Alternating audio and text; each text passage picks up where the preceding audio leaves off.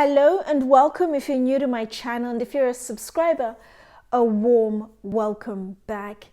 In this video, I'm going to be talking about the Capucines bag from Louis Vuitton and the Brera bag from Valextra. They're two bags that are very similar in terms of the design, but the luxury brands are very different. Louis Vuitton is what's known as an aspirational brand, and aspirational brands are a group of brands that typically people aspire to when they start their luxury journey. When people start buying luxury, it's usually known brands. And Louis Vuitton in particular is a powerhouse amongst the aspirational brands. Whereas Valextra is very much what my channel is about, quality under the radar brands. And people who buy into those kind of brands are typically people who maybe just don't care for the fuss and the hype that come with known brands.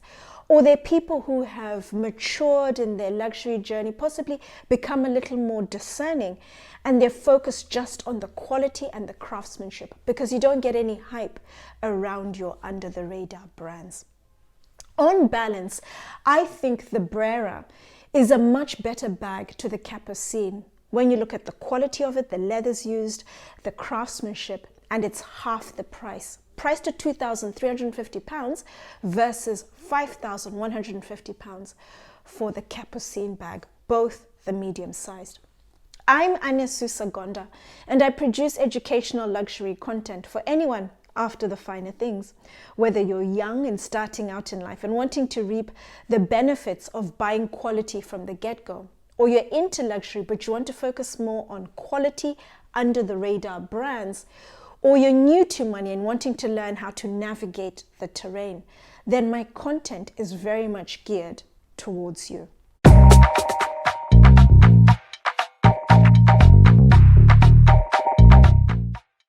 I recently spoke about the Capucines as part of my viewer comment response series, where a viewer asked me to compare the Capucines to the Lady Dior. I'm going to include that video in this video for your reference. The Capucines is made from Torillon leather. Torillon leather is French full-grown cowhide.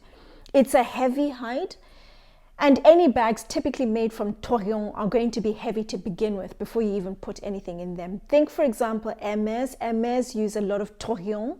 Their Birkins, for example, and they're heavy bags.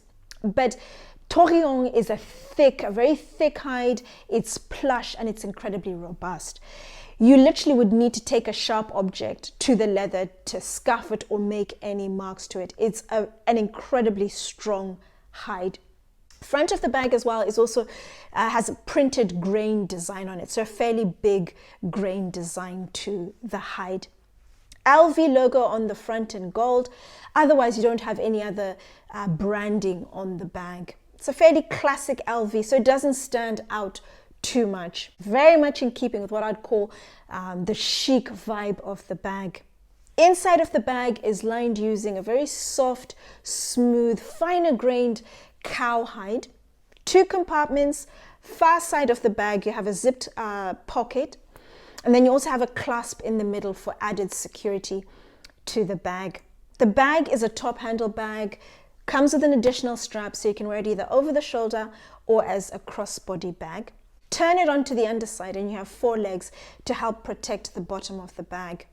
Comes with the contrasting edge coating that I mentioned before. When they first made the bag, 2013, the edge coating was peeling, which is what is used to protect the edges. Came back in 2015 with a bigger, better product, and the edge coating is phenomenal. It does not move, it doesn't peel, it doesn't crack. It's very, very good. And it typically comes in a contrasting color to the body of the bag. Flipping over to the Brera. The Brera is made from natural calf skin. Calf skin is typically soft, it's supple, but in this case, it's a natural grained calf skin, and it's fairly firm to the touch.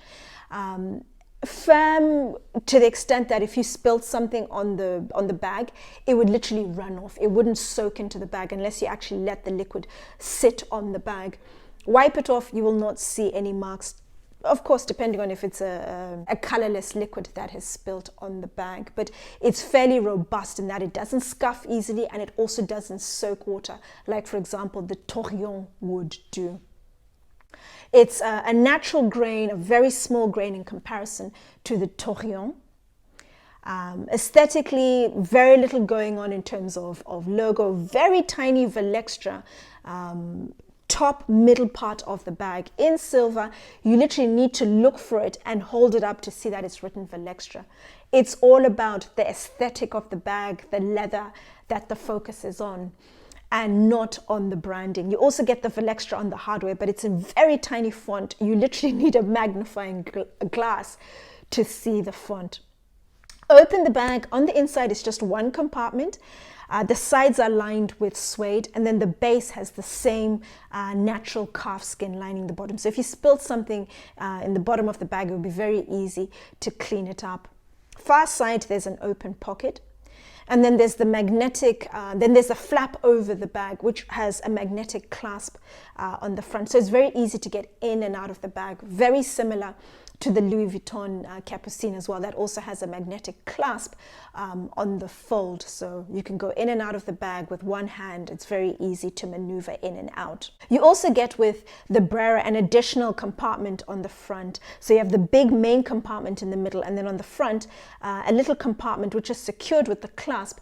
And that's for things that, you know, you need quick and easy access to. It would work very well. Also, similar in design, as I said, top handle, additional strap so you can wear the bag over the shoulder or as a crossbody bag. Turn it onto the underside and you have the 4 legs.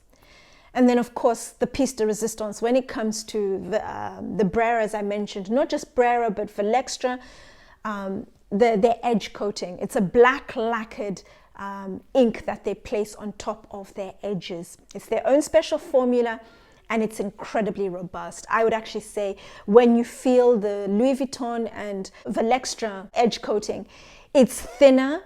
Depending on the lighting, it looks shiny, but it's actually a fairly dull color. It looks more glassy, but without the shine, depending, of course, on the lighting. But it's incredibly robust.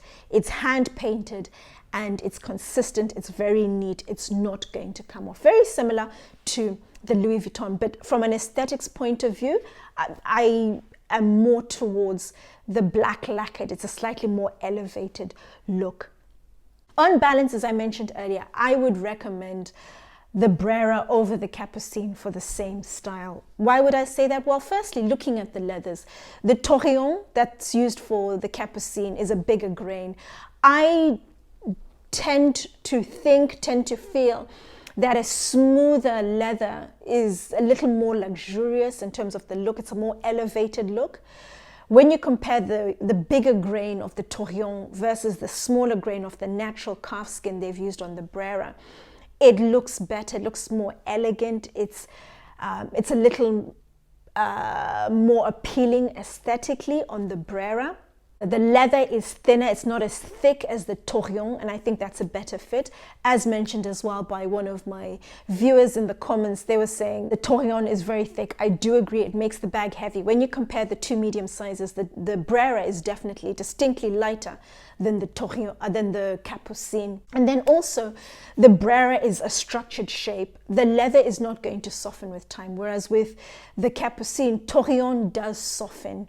Not a lot, but you do see some softening. And I know on the secondary market, you do see bags with a shadow about 3/4 of the way down, as one of my viewers also pointed out. And that's something I've noticed consistently when I've looked at other people's Capucines, that they do slightly soften. The leather softens with time, whereas the Brera is always going to be structured.